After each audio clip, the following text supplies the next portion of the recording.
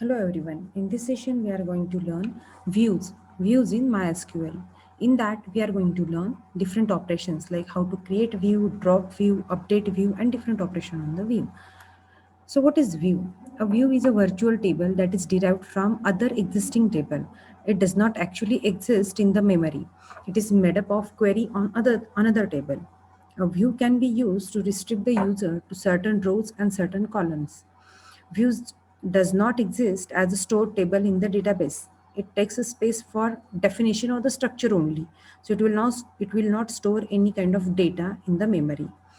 So only the definition of view is stored in the database. In case of reference to the view, a virtual table is created. So this is the syntax of view. Create view, view name. So view name is a user defined. As keyword has to be used and query expression. So in this query expression, you can give any query and for that specific query, view will be created. So what is the significance or the use of view? Suppose you are working in IT company and every day you have to generate a report by combining more than one table, then what you will do, whether you will perform that query every day. So it is not possible to remember the complex query. So instead of remembering the complex query, you can create a view for that complex query, and every day you can just select start from or the select view, you will get the result. So for example, you are combining more than one table and you are creating a view. So few rows from table 2 and few rows from table 1 will be combined and you can create a view for that result. So memory space is required for this definition only. And whatever the data is fetched from table 1 and 2, this data will not take space in the memory. So let's understand how to create a view.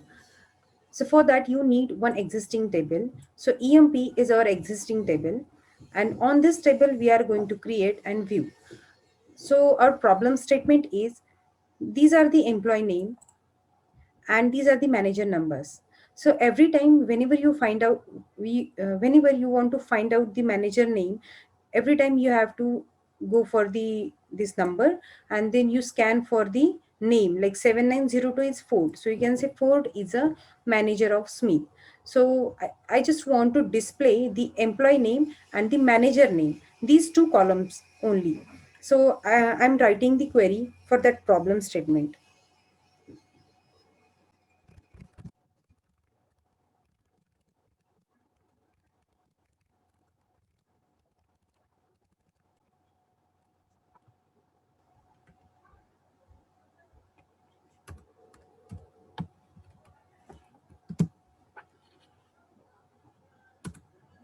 So with the help of this self join, you can create or you can show the employee name and its manager name. So you can rename the column as well.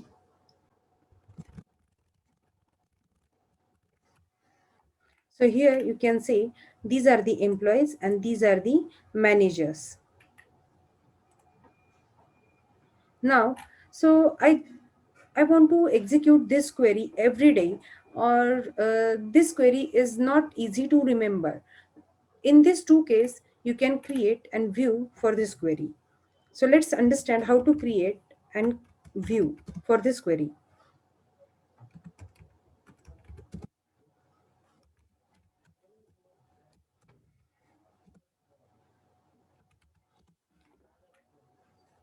So create view, this is view name as, and simply copy this query in front of this definition. So here query is okay, view has been created. So how to execute this query? Simply fetch the record of this query with the help of select command. Select star from emp underscore manager. So emp underscore manager is a view name. So you will get the result of this query. So this way you can create a view and you can fetch the record of view. And third is, if you want to update the definition of query, or if you want to update the view, then simply change this definition or change this query. With the help of alter command, you can change the definition of view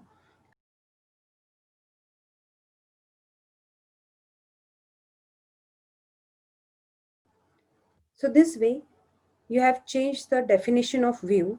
It means the next time whenever I execute the view, or when I want to fetch the data from view, the data will be changed. So this way, or this is the record of this query. So instead of this, or you can say this query has been overwritten by this query because I have altered the definition of view. Now the last operation is drop view. Simply drop view emp underscore manager.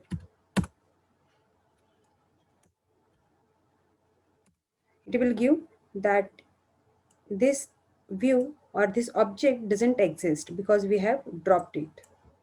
Thank you so much.